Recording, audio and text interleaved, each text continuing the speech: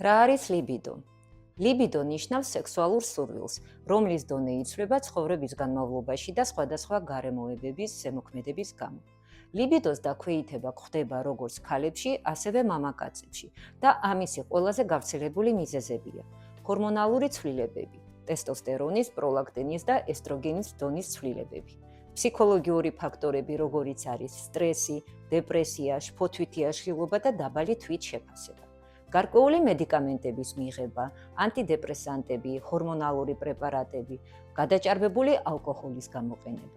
ქრონიკული დაავადებები ანამნეზში, როგორიცაა დიაბეტი ან გულის დაავადება და ასევე პრობლემები ურთიერთობებში, მაგალითად ინტიმური ურთიერთობის ნაკლებობა და წყვილში კონფლიქტური სიტუაციების არსებობა.